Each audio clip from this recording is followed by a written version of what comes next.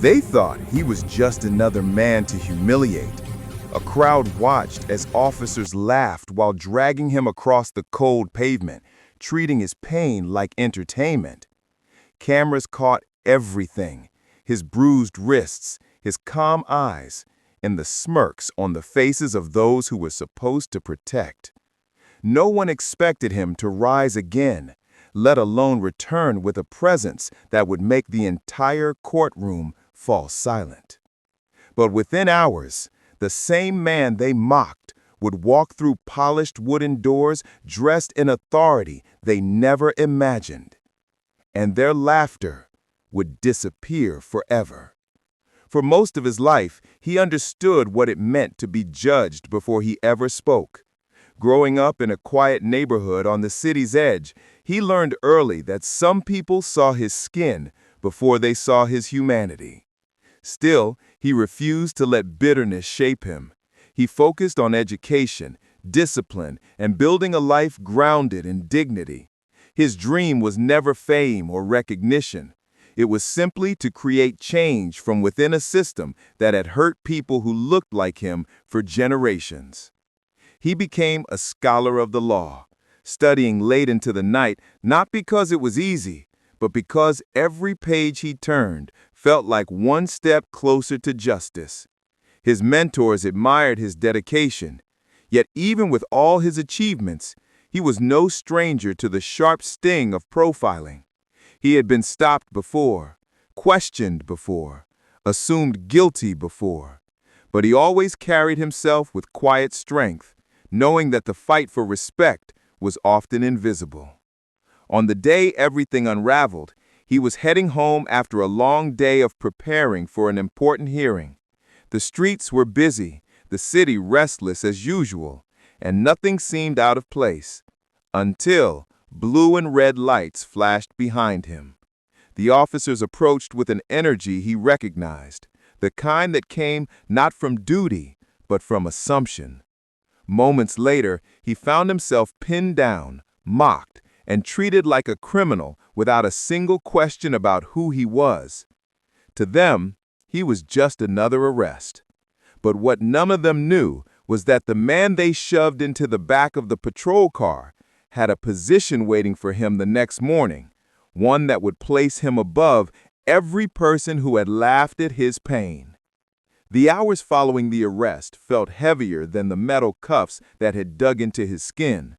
Sitting in the holding room, he could still hear the echoes of laughter, the officers exchanging jokes about how people like him always ended up here. Their words weren't new, but the cruelty behind them left a bruise deeper than the ones on his arms. He remained silent, knowing that responding would only feed their assumptions. Silence, he had learned, was sometimes the loudest form of strength. As he waited for processing, he replayed the moment the lights flashed behind him. There had been no traffic violation, no suspicious movement, nothing but a familiar pattern he had seen play out countless times for others. It wasn't about a crime. It was about a perception. The officers didn't ask for his ID. They didn't check his record. They saw what they wanted to see and acted on it with a confidence that came from believing there would be no consequences. The humiliation continued when they brought him out for fingerprints. One officer nudged another, smirking, as if arresting a man heading home from work was some sort of entertainment. Another pulled out his phone, recording pieces of the process as if capturing a victory. They had no idea they were documenting their own downfall. Through it all, he kept his mind focused on the next morning, on the seat he was meant to occupy, the oath he was scheduled to take, and the room full of people who would soon look to him for leadership. He thought of his family, the sacrifices made to get him here, and the promise he had made to himself to break cycles, not crumble under them. Hours later, when his paperwork was finally processed, the officers still wore the same amused expressions. They released him without explanation, without apology, and without the slightest understanding of the mistake they had made. To them, it was just another night, Another arrest, another target. But as he walked out of the precinct, he felt something shift, not in the world, but in himself. He realized that what happened wasn't just his burden to carry. It was a truth he needed to reveal, not in anger, not in revenge, but through the position he had earned with years of resilience and unshakable discipline. Morning arrived with a sharp, cold breeze that swept across the courthouse steps. Reporters gathered for what they thought would be a routine ceremony. Attorneys and staff began filling the halls, unaware of the story unfolding in their own city. The officers, meanwhile, returned to work without a single thought of the man they had mocked the night before. They were still laughing when they received orders to report to Courtroom 3. And that's where everything began to change. Courtroom 3 was already buzzing with low murmurs when the officers stepped inside. They expected a routine proceeding, maybe a minor case or a briefing. Instead, they froze as soon as they saw the man they had arrested the night before, not in handcuffs, not in shame, but in full judicial robes. He stood tall behind the bench, calm, composed, and carrying an authority that instantly shifted the air in the room. The same man they dragged across the pavement now stood above them, elevated by the very system they thought they didn't belong in. The officers exchanged confused glances, their earlier confidence evaporating as reality settled in. Every bruise they ignored, every laugh they shared, every assumption they made, now felt like a weight pressing down on their chests. The room went silent as court officials rose to acknowledge him. The officers remained still, unsure if they should speak, move, or simply disappear into the floor. He scanned the room slowly, not with anger, but with a steady, unwavering presence. His eyes met theirs, not to humiliate, but to remind them that power built on prejudice is fragile. In that moment, they understood something they never considered. The man they treated as less than human had risen far beyond the limits they tried to place on him. The officials initiated the ceremony, every word echoing through the courtroom like a deliberate correction to the night before.